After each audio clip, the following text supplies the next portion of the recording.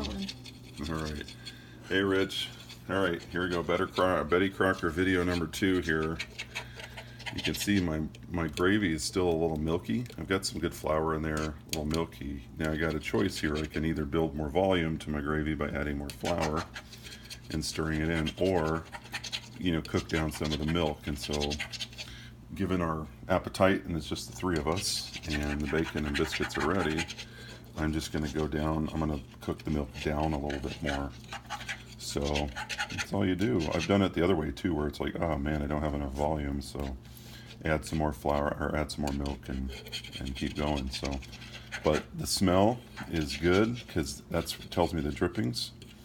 Got enough drippings in there, and I've added a bunch of pepper. That's all I've added. I guess you could add a little salt, but bacon drippings usually have plenty of salt in them.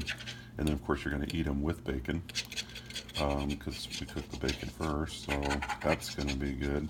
But all I'm doing is just taking my fork across the bottom here and just making sure nothing's sticking.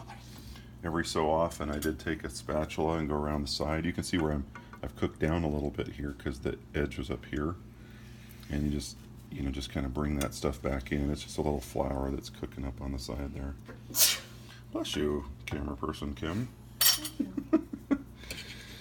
That was a sneeze from the best wife ever right there, as you can probably imagine.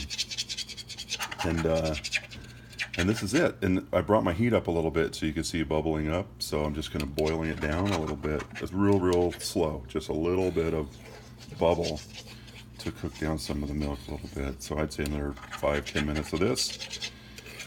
And we're going to have some good gravy. Also keep in mind when the gravy cools, it'll get thicker too, because the flour kind of takes over a little bit more. But I mean, this is pretty much it. And if Rachel, if you happen to watch this video and you got some other tips on this, you know, I'm all ears. But it sounded like what I learned yesterday was Dad used a different flour. He never mentioned that to me. My mom has shown me too, and she used just regular flour. So it would be interesting to try it with different flour and see if there's a difference. Because I can see where if you're not sitting on this and stirring it, it's going to clump up a little bit. So I can understand why they would want clump. You know, if there's a way to not have clumps, that would be great. But it doesn't take long. I mean, I've been here 10-15 minutes, right, making this, so it's no big deal. Anyway, that's it, pretty much. Throw some more pepper on as needed, and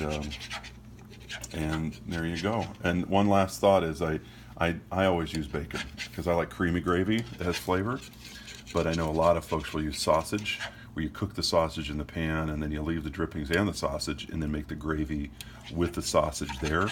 That's how most truck stops I know make gravy. You know, truckers want to really be filled, right? So they'll use a lot more sausage because it's heartier, you know. Whereas I'm giving, you know, we got meat over here in the bacon, but it's just different than having it all in one thing. So anyway, little side note. Love you guys, and have a fantastic day. Yesterday was Dad's birthday. I think someone mentioned that. That was pretty cool. So, oh no. But my boyish figure, I'm not made up for the day. All right. So love you guys, and I'll talk to you soon.